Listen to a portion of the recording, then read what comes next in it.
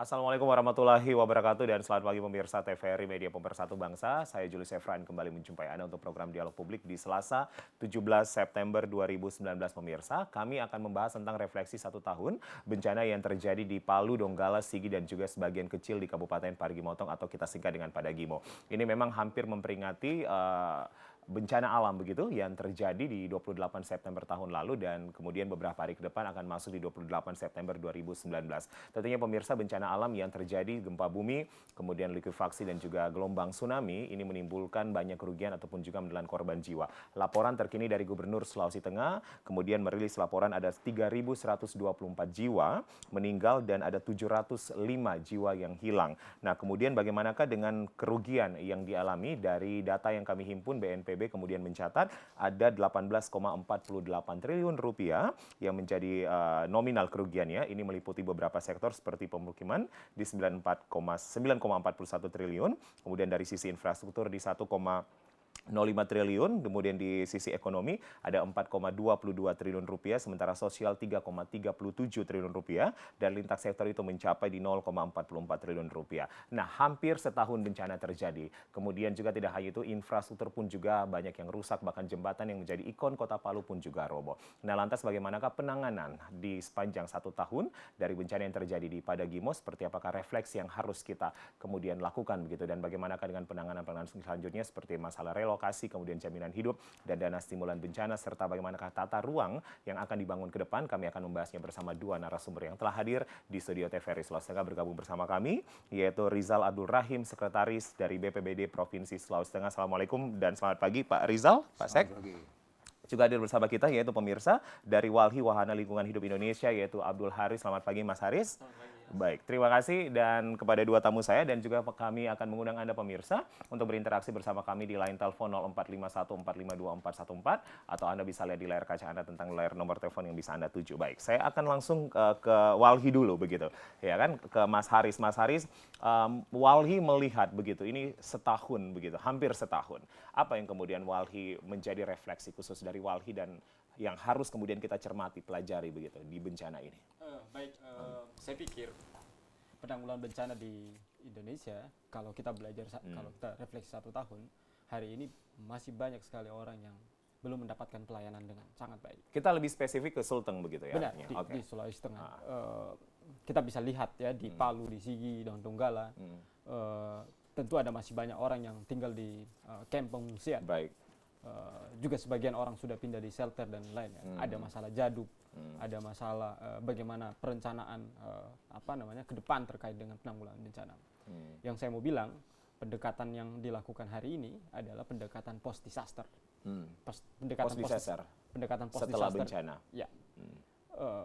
Walhi mendorong, menekankan pemerintah harusnya menggunakan pendekatannya itu pra-disaster. Apa yang dimaksud dengan pra-disaster? Bagaimana membuat perencanaan penanggulangan bencana itu memiliki visi ke depan terhadap penanggulangan yang lebih baik. Jadi ada nilai mitigasinya di situ. Kita tahu tentu ini tidak mudah. Pemerintah juga bekerja dengan sangat baik tentu dalam konteks ini. Tapi kita sebagai masyarakat sipil tentu penting untuk mengingatkan pemerintah negara bahwa ada banyak hal yang harus diperbaiki dalam proses penanggulangan bencana ini yang menggunakan konsep pra-disaster ini. Bukan post disaster begitu. Benar ya, itu yang menjadi hal yang penting buat kita. Kenapa begitu? Karena buat kita bencana alam itu, bencana itu bukan bersifat natural atau bersifat alamiah.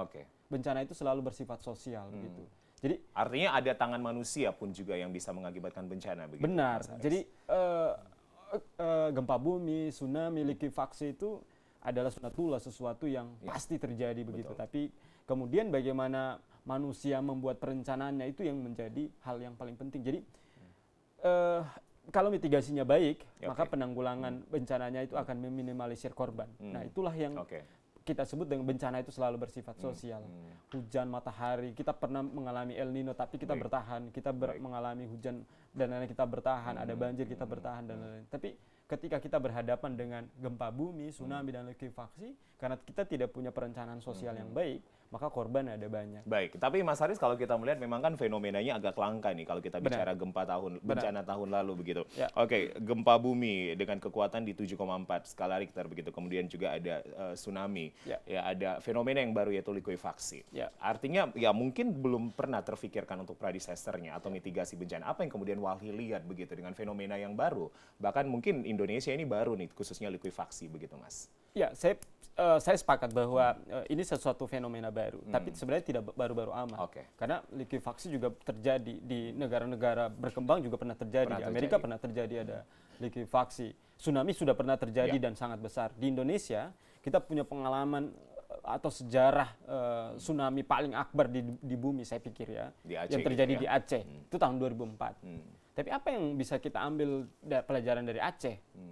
Kok justru penanggulangan di Palu, di Sulteng itu mundur dari Aceh, Oke. ya kan? Oke. Di Aceh kita bisa lihat bagaimana perencanaan penanggulangan bencananya itu begitu terstruktur dari nasional hingga ke provinsi dan kabupaten. Nanti kita bisa dengar BNPB pasti punya catatan bagaimana mereka pasti kewalahan menanggulangan bencana ini, karena penanggulangan bencana ini seolah-olah ini jadi wilayah domain pemerintah provinsi, kabupaten, sehingga kalian melakukan perbaikannya itu berdasarkan wilayah kalian.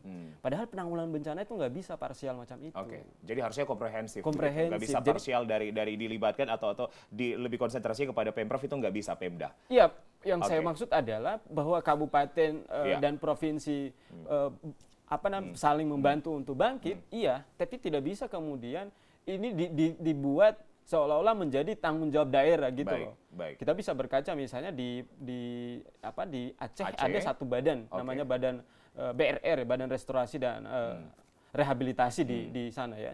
Nah, apa yang terjadi di Sulteng itu tidak pernah Jadi ada. di Sulteng tidak ada BRR, Badan Tidak ada, Restorasi dan Rehabilitasi tidak tidak dibangun. Tidak dibentuk. dibangun sehingga penanggulangan bencananya semua parsial. Baik. Kalau orang mau butuh jaduk, pergi ke dinas sosial. Kalau orang mau butuh bangunan rumah, pergi ke PUPR.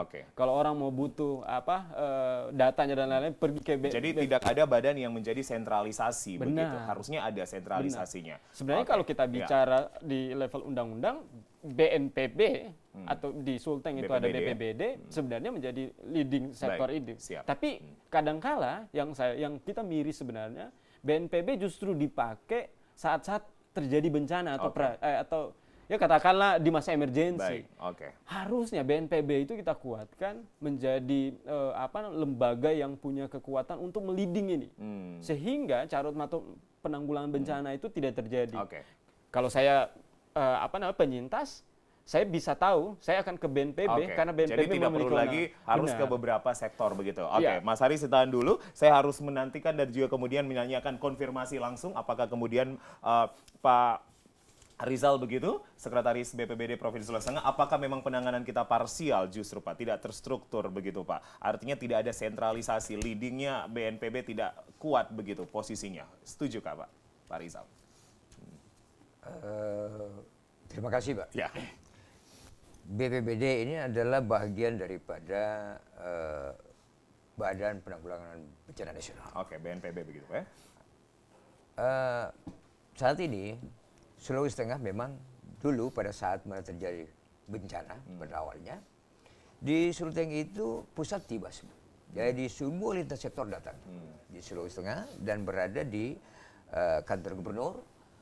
Mereka membuat suatu tempat untuk menerima seluruh informasi tentang bagaimana sebetulnya penanganan segera pada saat darurat bencana. Ya. Ketika itu bahwa memang Sulteng, Palu, kemudian Sigi, Donggala dan Parigi Mutong, kita sebenarnya sudah punya lembaga yang namanya Badan Penanggulangan Bencana. Sejak terbentuk Badan Penanggulangan Bencana ini, memang kita belum punya fasilitas yang cukup. Ya. Kemudian sumber daya manusia masih fasilitas ini lebih spesifik kemana gitu Pak? Alat-alat peralatan. evakuasi pada saat itu peralatan Pak ya, equipment-nya ya. Jadi peralatan kita masih sangat kurang dan lemah. Dan kita tidak pernah menyangka bahwa peristiwa bencana ini gempa bumi itu terjadi 7,4 skala. Ya, itu rilisan BMKG pada saat itu Pak. Dan secara masif ini sehingga selama ini bencana-bencana di Sulawesi Tengah ini itu untuk semacam gempa bumi tidak sampai kekuatan seperti itu. Perkiraan sekitar 6 skala Richter. Sehingga tidak memungkinkan ada likuifaksi, tidak memungkinkan adanya tsunami. Oleh karena itu kesiapsiagaan kami masih terbatas. Terkait dengan apa yang disampaikan tadi oleh rekan saya, oleh teman saya dari Walhi, Pak Haris, apakah kita harus memulai dari tahap prabencana ya Pak ya? Atau kita sebut dengan pradisaster Pak? Pradisaster. Jadi memang di dalam siklus manajemen bahwa bencana ini mulai dari prabencana pada saat tanggap darurat dan pada saat pemulihan atau rehabilitasi rekonstruksi. Nah, tentunya kita merasa bahwa kita belum punya kesiapan yang mumpuni untuk menanggulangi. Persoalan penanggulangan bencana ini bukanlah merupakan persoalan pemerintah semata atau BPBD, tapi urusan juga menjadi urusan daripada masyarakat dan dunia usaha. Jadi sinergisitas antara 3 elemen ini yang secara bersama-sama melakukan tindakan atau reaksi cepat. Nah ini yang harus kita lakukan agar mengurangi risiko daripada pada saat bencana. Tapi Pak Rizal kemudian kalau disampaikan tadi Pak Haris penanggulangannya Pak tidak terstruktur seperti yang di Aceh begitu Pak. Apakah benar Pak kemudian kalau kita melihat sepanjang 1 tahun begitu? Kalau kita compare dengan Aceh yang kemudian disebut dengan bencana nasional begitu Pak. Terima kasih buat kehadirannya. Kita akan berbicara seperti apakah kemudian refleksi Pak begitu kita berbicara penanganan dari bencana yang terjadi di tahun yang lalu. Baik, saya akan langsung berbincang bersama ketiga narasumber saya. Saya ke Pak Rizal kembali, Sekretaris BPBD Provinsi Sulawesi Tengah. Pak Rizal, kalau kita compare dengan Aceh, benarkah kemudian tadi Mas Haris mengatakan kita nih penanganannya tidak terstruktur begitu Pak? Benar seperti itu Pak? Sebenarnya penanganannya sudah optimal sesuai dengan Sudah kapasitas yang kita miliki. Yang saya katakan tadi bahwa, tapi kan yang namanya penanggulangan bencana itu tidak menjadi tanggung jawab utama adalah hanya kepada BPBD daerah, tetapi menjadi tanggung jawab bersama.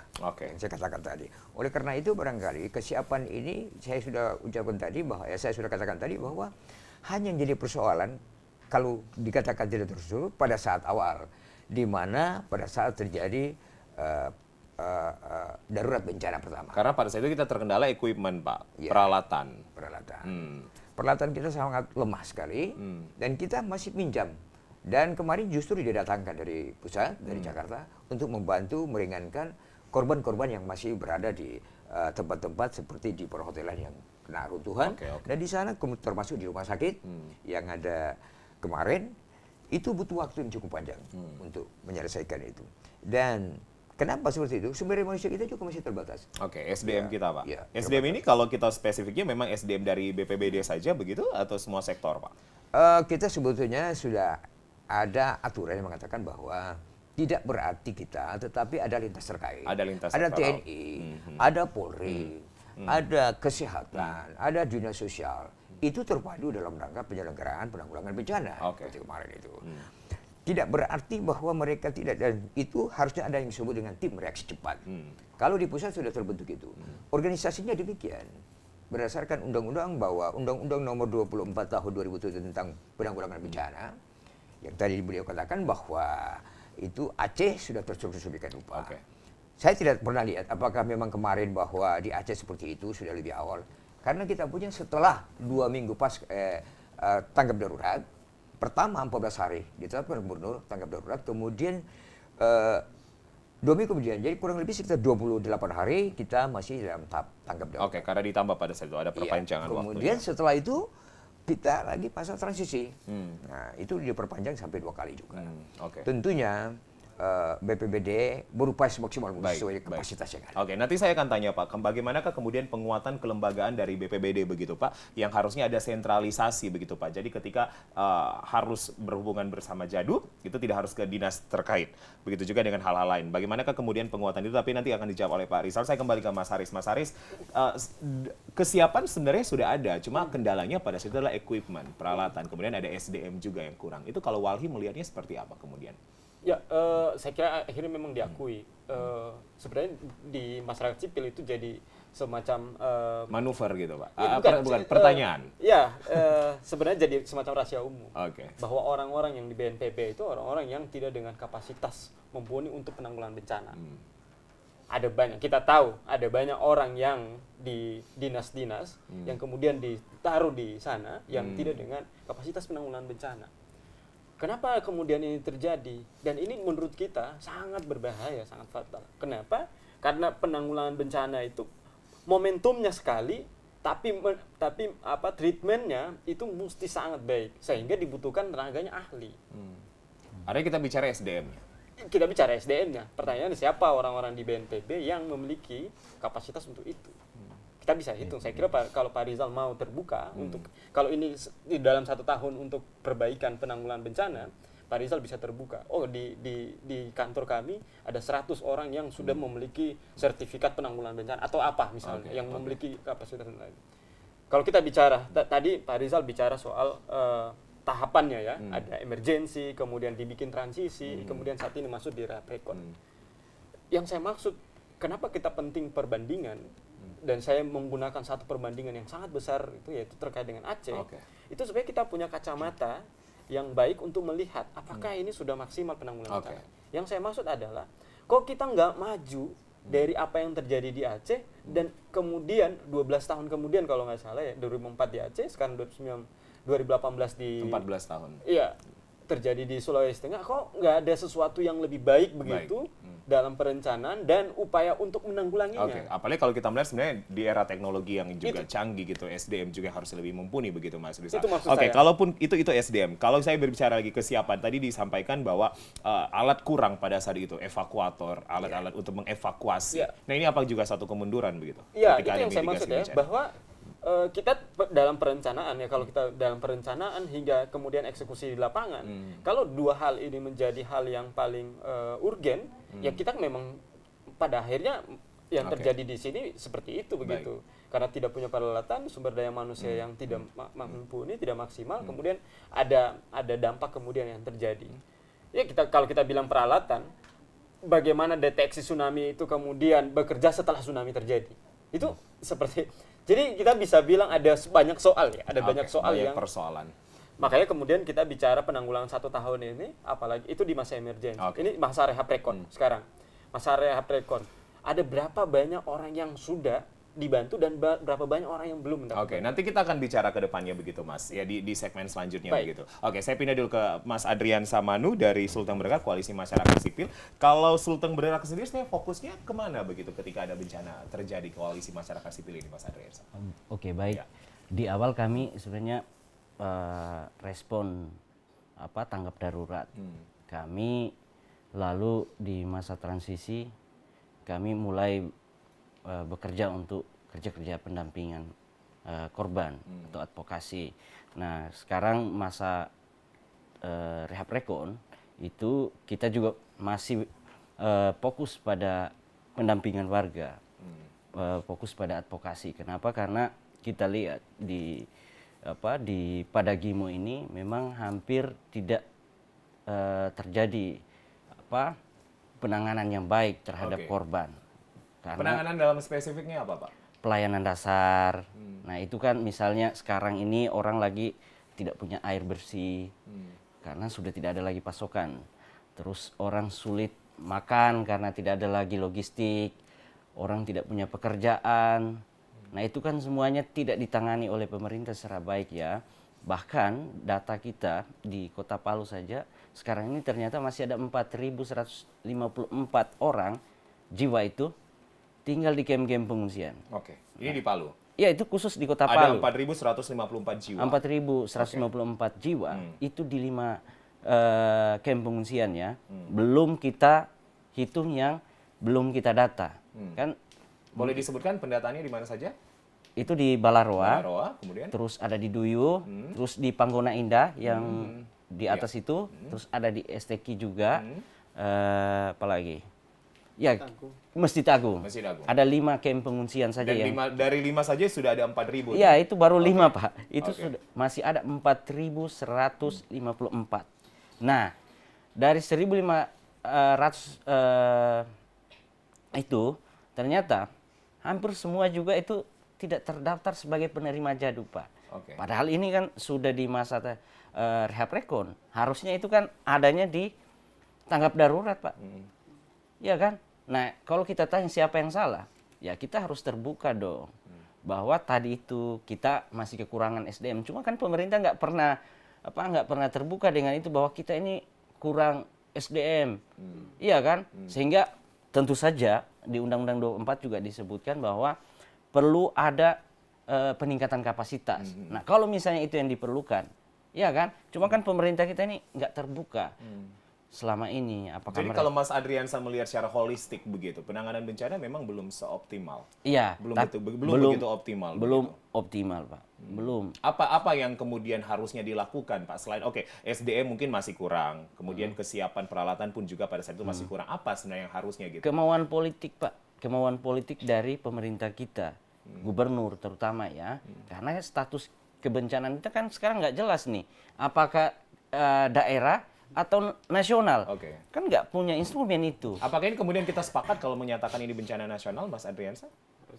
Nah, Karena Aceh kan cuma begitu. kan kita juga perlu ingatkan ya kepada pemerintah daerah. Sebenarnya kita tidak dalam posisi melawan pemerintah, tidak. Oke. Nah, tapi kita sebenarnya mau mengingatkan jangan sampai pemerintah daerah itu dilemahkan oleh pemerintah pusat. Oke. Kenapa? Karena sampai sekarang itu kita lihat hampir semua kerja-kerja yang dilakukan oleh pemerintah, yang harusnya dilakukan oleh pemerintah daerah itu didelegitimasi oleh pemerintah pusat. Misalnya saja soal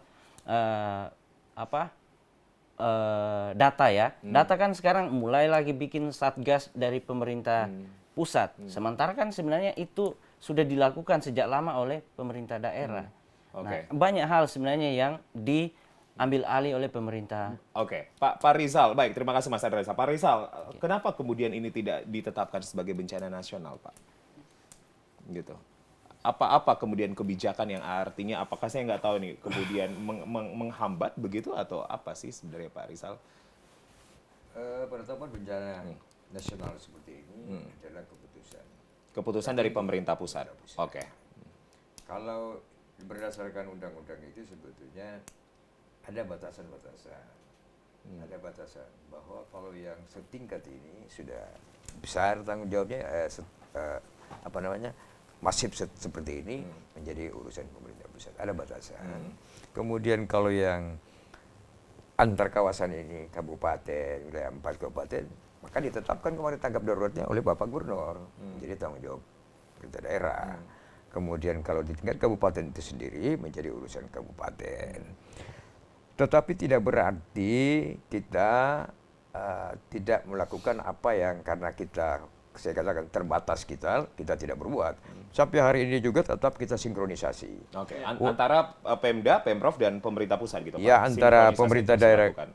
kabupaten, mereka yang membuat rencana aksi sesuai dengan arahan pemerintah pusat dan arahan daripada Bappenas.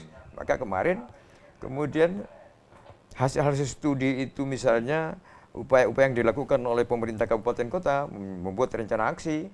Nah, ini sudah terbuat semuanya. Kemudian rencana aksi itu kan harus dibutuhkan data-data yang akurat. Kalau ada pelambanan tidak ada maksud pemerintah untuk memperlambat. Karena memang data-data itu harus betul-betul valid. Kalau sudah valid baru bisa kita pemerintah pusat akan mengucurkan sesuatu berdasarkan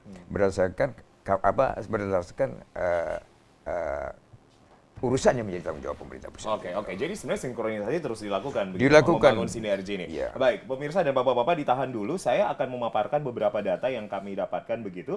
Dari kerugian yang didapatkan di bencana ini ada 18,48 triliun. Tadi saya sudah paparkan di awal. Kemudian juga masih ada 35.771 jiwa di tenda pengungsian. 25.000, ini dari Walhi juga gitu ya. 986 tinggal secara individu dan 4.507 korban itu tinggal di rumah kerabat. Ada 28.665 penyintas yang terdata dan sudah divalidasi sebenarnya oleh Pemkot Palu untuk menerima jaminan hidup atau JADUP. Namun kita masih melihat persoalan JADUP pun sampai hari ini masih menjadi persoalan besar begitu Pak ya. Kemudian ternyata tidak hanya itu, kemudian ada multi efek begitu. Di kasus pelecehan seksual pun juga terjadi, Bapak-bapak. Ada laporan dari kelompok perjuangan kesetaraan perempuan Sulteng atau KPKPST menyebutkan di Juli 2019 ada 20 kasus pelecehan dan kekerasan. Artinya bencana ini Pak kemudian menjadi multisektor begitu efeknya. Domino begitu Pak. Apa yang kemudian Mas Haris lihat? Kenapa kemudian kita ternyata tidak hanya persoalan jaduk, dana stimulan, sekarang ada kekerasan perempuan yang terjadi bahkan terhadap anak. Apa yang kemudian ditanggapi oleh Walhi untuk hal ini? Itu yang paling fundamental dari apa yang saya bilang tadi, bahwa kalau kita tadi buka bahwa ini bencana alam, bukan tsunami, likuifaksi, atau itu yang sebenarnya menjadi bahwa itu fenomena alam yang harus kita tangani hingga ada penurunan jumlah korban, kita sepakat. Tapi bencana yang sosial yang terjadi setelah itu yang paling penting untuk diatasi. Jadi justru sosial. Ya, ini kan kemudian multi efek tadi saya sepakat. Bagaimana kehidupan orang BPBD mungkin bisa lihat ya, karena kerjaan mereka setiap hari di situ. BPBD pasti melihat bagaimana kehidupan orang di shelter atau di kamp pengungsian. Orang mandi dengan penutup atau toilet dengan seadanya. Rumah yang berdekatan. Di dalam satu rumah ada Beberapa kepala orang. keluarga dan anak perempuan mungkin 2 atau 3. Yang terjadi kemudian adalah situasi di mana anak-anak perempuan, katakanlah begitu, atau perempuan-perempuan yang lain itu tidak terlindungi dalam hal-hal yang bersifat privasi. Ya juga mungkin kehidupan suami istri ya. Ini menjadi sesuatu hal yang kemudian punya dampak lain ikutan yang besar sekali terhadap tindak kekerasan terhadap perempuan. Oke. Saya kira bukan hanya itu ya, catatan-catatan terhadap kita tahu dalam beberapa waktu terakhir itu ada pasangan yang harus berhubungan suami istri bukan di situ dan harus pergi ke tempat yang ke hutan dan lain. Saya kira itu tidak bisa hanya dipandang pemberitaan semata, tapi ada cerita lain yang harus dia tangkap dari itu, bahwa kehidupan orang di kamp pengungsian itu tidak baik-baik saja begitu. Nah, sehingga menurut kita bahwa apa yang masih tersisa di kamp-kamp pengungsian, di shelter dan lain-lain itu mesti tepat mendapatkan bantuan. Dan gitu. kemudian kalau dari Mas Haris sendiri ini belum ditangani secara maksimal. Belum ditangani. Artinya kalau kita bicara social disasternya. Ya, itu dia. Makanya saya bilang tadi, kalau kita mau lihat pra-disaster atau saat ini di masa rehab Krekon, misalnya begitu ya, kenapa sampai ada proses yang lama sekali? Tadi teman-teman di Sulteng Bergerak bilang, kembali lagi masih urusan data. Kita ini sudah mau 1 tahun penanggulangan bencana. Tapi masih disibukkan dengan pendataan. Untuk siapa dapat apa gitu. Ini saya mau bilang, korban ini atau penyintas bukanlah proyek kemanusiaan. Ya. Mereka ini adalah penyintas yang harus segera mendapatkan pertolongan. Saya sepakat dari Pak Dizal bahwa semua sektor mesti terlibat. Tapi perencanaan dan eksekusinya nggak boleh semua sektor. Jadi tetap kemudian Mas Haris menganggap bahwa harusnya BNPB nih menjadi leading sektor. Ada sentralisasi begitu. Benar, ada ala BNPB, ada BPBD. Yang menjadi sektor karena ini mandat undang-undang. Oke, Pak Rizal, kalau BPBD sendiri memposisikan begitu di bawah BNPB, apakah kemudian juga sudah menjadi sentral begitu Pak untuk segala informasi, segala bantuan begitu Pak? Seperti itu seharusnya kita lakukan. Kami di BPBD memang harusnya ada sentral data. Tetapi kita sudah, yang ini saat ini sentral data itu ada yang dibentuk Pusdatina. Namanya Pusdatina Pak? Ya, Pusat Data dan Informasi Bencana yang ada di kantor gubernur. Jadi kalau kita tahu bersama bahwa informasi keluar itu harus keluar dari Biro Humas. Oleh karena itu memang supaya lebih dekat dengan informasi itu, dekat dengan pimpinan daerah, Bapak Gubernur tentunya lebih tepat dalam rangka penanganan yang situasi seperti ini. Kalau misalnya ada di kami dengan kantor yang serba-serba fasilitas yang sudah tidak ada lagi, itu sudah rusak. Semua alat-alat itu, komunikasi pun sudah BPBD terdampak juga ya Pak? Terdampak dan itu rusak berat dan itu akan dibantu dan dihancurkan kemudian akan dibangun lagi. Artinya saat ini di Biro Humas Pak yang kemudian mengeluarkan Pusdatina tadi begitu. Pusdatina. Oke, baik. Saya ke Mas Adriansa. Mas Adriansa, ada social disaster ternyata menjadi multi efek begitu. Dari koalisi masyarakat sipil Sulteng Bergerak, apa yang kemudian Anda lihat di kamp-kamp pengungsian yang mungkin sudah menjadi riset begitu dari Sulteng Bergerak? Ya, tentu saja mereka sangat menderita ya, karena satu kan pemerintah itu tidak begitu lihai, tidak begitu apa, ya kalau kita bilang pemerintah itu hampir tidak datang, hampir tidak hadir di tengah-tengah penyintas yang saat ini sedang membutuhkan penanganan serius dari pemerintah. Ya kita tahu bahwa bencana ini memang bukan hanya tanggung jawab pemerintah, tapi tanggung jawab semua yang ikut dalam dalam proses penanganan ini. Tapi kan yang jadi koordinator penanganan ini adalah pemerintah, yang seharusnya dialah sebetulnya yang melit semua kegiatan terkait dengan penanganan bencana ini. Kalau kita lihat kan saat ini banyak orang itu tidak punya pekerjaan. Data kita yang terakhir itu masih ada 74%. Itu di seluruh Padagimo ya. Yang itu apa ini? belum Putus kerja? tidak memiliki pekerjaan. Tidak memiliki pekerjaan Tidak karena memiliki- bencana? Karena bencana. Oke. Iya, itu kan itu kan tentu saja akan berpotensi seperti yang tadi disampaikan oleh Pak Aris, di tengah orang tidak punya pekerjaan, pasti mentalnya juga berpengaruh, sehingga kan tindakan-tindakan yang sering kali disebut kriminal itu menjadi pilihan dia karena memang tidak ada pilihan lain. Misalnya orang mencuri karena dia lapar, itu kan ada sebabnya, tapi kan hukum kita bilang itu mencuri. Kriminal. Ya, kriminal toh. Iya, jadi Padahal kan sebenarnya ada masalah yang terjadi sehingga dia mengambil sesuatu untuk dia bisa makan. Baik, saya kembali ke Pak Rizal. Pak Rizal, kalau kita bicara social disaster, memang BPBD pun juga turun tangan begitu Pak? Kalau kita bicara masalah sosial pekerjaan, kemudian juga adanya pelecehan seksual terhadap perempuan, anak begitu. BPBD mengambil tindakan juga untuk ini, Pak Rizal? Kami benar-benar BPBD di kabupaten kota tetap melakukan sinergisitas terkait dengan persoalan-persoalan itu. Artinya semuanya Pak, begitu. Semua yang menjadi efeknya pun BPBD bertanggung jawab, Pak Rizal. Harusnya Pak. Secara keseluruhan berkaitan dengan itu tentu kita tetap mengkoordinir. Oke. Ya. Mengkoordinir kabupaten kota berkaitan dengan persoalan-persoalan yang disebut tadi. Seperti apa yang disampaikan oleh dampak turunannya. Dan saya juga pernah menyampaikan kepada teman-teman juga di dalam diskusi kami di internal bahwa memang kita ini tidak hanya menerima persoalan informasi ini, tapi kita perlu cross check ke kabupaten kota. Dan ini sudah dilakukan, ada evaluasi yang dilakukan oleh kabupaten untuk membenarkan, untuk memperbaiki hal-hal yang sifatnya kurang seperti disampaikan oleh teman-teman saya dari Walhi itu. Kalau misalnya masih kurang, sesegera mungkin kita lakukan antisipasi dan kita akan rapat koordinasi. Dan rapat koordinasi ini sering dilakukan di tingkat pemerintah kabupaten kota, karena kami harus menerima juga data-data valid, karena kami menunjang mereka untuk disampaikan ke tingkat nasional.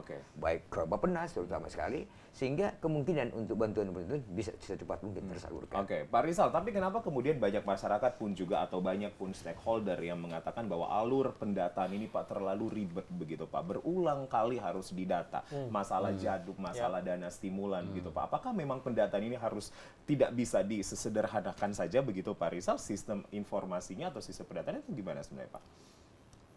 Itu pada dasarnya bahwa data itu harus dibuat final di kabupaten, melibatkan Bapeda, melibatkan lintas terkait untuk mendapatkan data-data akurat. Data akurat itu kemudian disahkan oleh masing-masing bupati wali kotanya. Jadi tidak berarti data itu asal jadi, tentu perlu dilakukan penelitian yang lebih betul, yang lebih baik, sehingga kita bisa melakukan keakurasiannya itu. Tapi kalau melihat Pak, kan ini data sering kali nih diulang kali begitu Pak, dilakukan secara berulang kali. BPBD tidak menemukan itu menjadi satu temuan, kemudian dari lurah atau dari kecamatan harus mendata begitu Pak. Demikian kerja-kerja yang kita harapkan di kabupaten kota. Sehingga kami berharap kabupaten kota itu sudah melakukan pekerjaan seperti itu. Yang saya katakan tadi semua lintas dan ada yang dilibatkan. Contoh ada di data-data yang harus diperoleh dari PUPR. Ya. PUPR itu kan harus mendata. Nah, baik PUPR yang ada sekarang ini ditangani oleh PUPR pusat, tidak. Bukan berarti tidak, tetap sinkronisasi data ada. Nah, ini diharapkan kabupaten yang kebetulan dia yang punya masyarakat yang kena bencana, mereka lebih cepat untuk itu. Provinsi, saya hanya kami melalui provinsi ada perpanjangan pusat di daerah untuk menyampaikan informasi, kemudian kita himpun dan kita teliti. Dan kalau sudah final baik, maka kita teruskan ke pusat. Dan ada pertemuan di tingkat. Oke, Mas Haris, kalau dari Walhi sendiri melihat apakah memang pendataan sudah dilakukan secara simplicity gitu, kesederhanaan, ataukah memang masih penuh dengan alur-alur yang kemudian membuat masyarakat bingung begitu? Masyarakat bukan hanya bingung saja. tapi juga jengkel. Jengkel juga, kesal juga, Mas. Ini orang di kamp pengungsian menantikan itu ada makanan setiap hari. Kenapa saya bilang begitu? Karena mereka tidak bekerja. Tapi yang datang orang minta data. Oke. Jadi wajar orang jengkel, wajar orang kemudian melakukan marah begitu. Karena situasi di kamp pengungsian tidak mudah. Ya, tekanan datang silih berganti begitu. Mereka harus memikirkan hal yang lebih baik ke depannya, memikirkan kehidupan mereka dan lain-lain. Tapi setiap datang lagi itu ada ada pendataan. Pendataan yang berulang kali. Mas Rizal, mohon maaf, Mas Haris ditahan dulu, Pak Rizal dan Pak Andriansa, kita ke penelpon dulu. Halo, selamat pagi, Dialog Publik. Selamat pagi. Ya, dengan Pak Suseno di Jonoge. Ya, betul sekali. Baik, Pak Suseno, apa yang bisa menjadi pendapat atau opini Bapak di topik kami? Begini loh Mas ya, mendengar pembicaraan yang ada di televisi pada pagi hari ini sebenarnya sangat menarik sekali. Cuman kami sebagai warga korban ya, ini sebenarnya merasa bersyukur sih, walaupun hanya diberikan janji-janji saja, realisasinya sampai saat ini tidak ada sama sekali. Mas Suseno, saya bisa lebih spesifik begitu, Mas Suseno sekarang ada di kamp pengungsian atau sudah ada kembali ke rumah? Saya masih ada di kamp pengungsian. Di mana? Di Huntara ya. Di mana Huntaranya, Pak? Di Jonoge. Jonoge, baik. Di Huntara Jonoge apa yang sudah pernah menjadi bantuan atau didapatkan bantuannya, Pak? Kalau bantuan yang pernah terrealisasi pada waktu tanggap darurat itu masih ada ya bantuan, walaupun itu sifatnya dari donatur. Oke. Tapi pada akhir-akhir ini sudah tidak ada sama sekali. Dan yang pemerintah daerah janjikan masalah jadub dan yang lain itu kok tidak pernah ada sama sekali. Oke.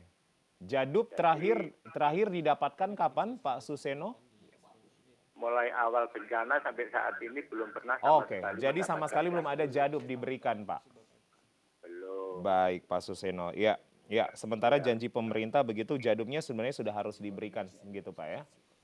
Iya, tapi kami sebagai warga itu sebenarnya sudah merasa senang, hanya dikasih janji aja sudah senang sebenarnya. Bagaimana? Walaupun nggak dikasih, Oke, baik. tapi dikasih janji aja sudah senang. Dikasih janji sudah senang, Pak ya? Iya, senang aja sudah. Ya. Baik, Pak Soalnya Suseno. kan, Ya. kalau menurut kami sebenarnya ini sangat kalau Baik. saya nilai seperti itu. Ya, semoga Pak Suseno apa yang menjadi pendapat dan kemudian keterangan Bapak ini bisa didengarkan begitu, Pak. Ya. Baik. Mudah-mudahan didengarkan dan Ya, ditindaklanjuti. karena ada BPBD di sini, Pak, Sekretaris BPBD, Ya, Pak. jangan hanya didengarkan Rizal. kok, tapi tidak lanjut ya. Alhamdulillah kami sudah Baik. sebagai warga korban. Terima kasih. Terima kasih Pak Suseno, salam untuk warga di Jonoge, ya, tetap bertahan Ya, begitu. sama-sama. Oke, terima kasih Pak Suseno. Ya, kami menantikan lagi untuk selanjutnya Anda yang ingin berinteraksi bersama kami di 0451 452 414. Nanti silakan dijawab begitu Pak Rizal. Ini keluhan langsung dari Pak Suseno mewakili warga Jonoge. Ada jadub yang kemudian belum tersampaikan begitu Pak, sepanjang 1 tahun ini, hampir setahun. Itu seperti apa? Tapi Mas Rizal sambung dulu yang tadi gitu. Iya. Sorry, saya agak Mas Haris, Pak Rizal gitu ya, ketukar-tukar. Oke, Mas Haris silakan. Jadi di kamp pengungsian orang mengeluhkan, orang setiap hari silih berganti mendata dari kelurahan, Iya, dari pendataan kecamatan, tadi.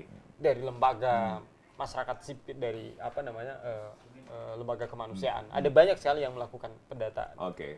Nah, itulah kenapa kemudian kita bilang penting ada satu Sentral sentral informasi. tadi. Oke. Pak Rizal singgung ada Pusdatina. Pertanyaan apakah Pusdatina masih bekerja sampai sekarang? Oke. Kalau dia masih bekerja, kenapa nggak di situ? Pusdatina ini di Biro Humas tadi ya? Ya, Pusdatina ini di Biro Humas, juga ada BNPB dan semua stakeholder pemerintah itu ada di situ. Baik. Nah, dulu kita mengakses informasinya di situ. Memang di situ. Tapi belakangan kok nggak ada lagi Updatean data. updatean data terhadap berapa banyak orang di camp Baik. pengungsian dan Oke. karena ternyata semua ini sudah ditarik ke masing-masing stakeholder tadi. Jadi ada dinas parsial sosial. jadinya Benar. begitu Mas ya. Jadi Oke. ketika orang butuh bangun rumah, kita mesti ke PUPR. Kalau kita mau bicara jaduk ke dinas sosial. Nah, pertanyaannya BNPB yang juga punya mandat penanggulangan bencana ini kebagian jatah apa? Oke, baik. Kita akan langsung konfirmasi. Ya. Pak Rizal, ini kebagian jatah apa nih pas BPBD atau BNPB, dan Pak Suseno tuh ternyata jadu Pak, belum didapatkan Pak. Benar begitu Pak? Kalau apakah kemudian BPBD menyentuh juga nih persoalan jadu? Kita tahu jadu ini sebenarnya dinas sosial begitu Pak. Nah, kontrol dari BPBD seperti apa Pak? Fungsi koordinasi tetap kita jalankan ke kabupaten, kota. Tapi kalau ke Kita dinas-dinas palu. Pak, ke lintas sektor yang Kalau lain. lintas sektor mereka yang ngurusin. Jadi BPBD sama sekali tidak bisa Kalau mencampur. lintas gitu. sektor di tingkat provinsi, Oke. memang kita tetap seperti misalnya dinas sosial. Dinas sosial jalan sendiri. Kita juga mendapatkan info, laporan lewat pusdatina. Ya, langkah-langkah sudah dilakukan sehingga siapa melakukan apa di lembaga teknis ini dalam rangka penanggulangan risiko bencana yang terjadi. Termasuk tadi Pak Suseno. Nah, itu dia harus menuju ke kabupaten, ke kota. Dia harus melapor ke kota. Apa persoalannya? Nah, kalau misalnya dia hanya berbicara di tempat lalu tidak melakukan langkah-langkah ke sana, kemudian ada teman-teman kita yang NGO atau bertanggung jawab juga teman-teman kita yang di tingkat kabupaten di kota itu yang menjadi bagian itu, apa istilahnya kalau kita sebut bahwa di sana ada bagian kelompok-kelompok kerja yang Pokmas Pak. Pokmas, tentu Pokmas itu harus memberikan informasi kepada mereka bagaimana saluran yang harus dipakai. Tapi di sana. kalau sudah hampir setahun ini Pak, tidak kemudian mendapatkan jadu Pak, itu gimana persoalan ini? Kalau Jaduk memang adanya di sana Di dinas sosial. dinas Oke, sosial. oke. Kalau di provinsi itu kami ini menampung informasi, menampung laporan. Kemudian ada memang bantuan pusat.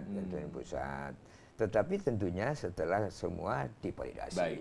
Kita nanti sepertinya Mas Haris harus mendatangkan dinas sosial juga di dialog kita berikutnya, biar lintas sektor begitu bisa kemudian menjawab persoalan ini gitu Pak ya. Oke. Ya, tapi saya ke Mas Adriansa dulu. Mas Adriansa, waktu kita tinggal beberapa menit lagi nih. Kedepannya yang menjadi PR harusnya dan menjadi fokus dari pemerintah begitu, apa sebenarnya Mas? Selain persoalan jadu, persoalan masih banyak jiwa di kamp pengungsian, masalah kekerasan, pelecehan seksual dan lainnya, itu apa yang sebenarnya lagi harus ditangani? Tadi di awal sebenarnya saya sudah sampaikan kemauan politik sebenarnya yang diperlukan dari pemerintah ini. Itu yang menurut saya penting. Misalnya kan sekarang kita juga bingung mau cerita ke siapa, mau menyampaikan keluhan ke siapa. Apa karena ini adanya parsial gitu Mas, tidak Iya, komprehensif? iya. gitu. Tadi kan di awal juga sudah disinggung. Kalau di Aceh kan ada BRR, BRR ya. tadi. Nah, harusnya juga ada satu kelembagaan khusus di sini yang melit atau yang mengkoordinasi semua stakeholder ini. Perlu dibentuk begitu kelembagaan khusus? Ya, sangat perlu. Sehingga kan kita dan termasuk penyintas itu dia tahu di mana dia harus pergi ketika misalnya dia tadi yang Pak Suseno tadi mau mengadukan masalahnya. Nah, kalau sekarang kan kita bingung, jaduk kita harus kemana ini? Masalah pelecehan kita harus kemana? Karena memang tidak ada satupun lembaga yang dibentuk. Dan satu hal juga, pemerintah itu sepertinya tidak punya kemauan politik untuk memang misalnya satu tadi peningkatan kapasitas, termasuk alat itu. Kan semua itu kan sudah ada sebenarnya dalam undang-undang itu. Iya, semua kan sudah ada sebenarnya. Oke, silakan Mas dilanjutkan. Iya. Jadi sebenarnya sudah ada dalam undang-undang, harusnya ada begitu. Iya, harusnya ada, dan termasuk kan BNPB yang di sini ada perwakilannya BPBD, itu kan harusnya dia menjadi apa ya, menjadi koordinasi ya kepada semua pihak yang bekerja sebagai mana mestinya. Tapi kan saat ini kita lihat juga hampir tidak punya kewenangan dia. Oke, artinya ada pembentukan badan yang menjadi sentralisasi gitu Mas ya. Oke, saya ke Mas Haris. Mas Haris, singkat saja, apa yang kemudian harusnya menjadi PR dan prioritas ke depan pemerintah selain kemudian membentuk seperti BRR atau apa begitu? Kemauan politik setuju? Ya, setuju. Bikin badan untuk percepatan penanggulangan bencana juga setuju. Badan khusus itu.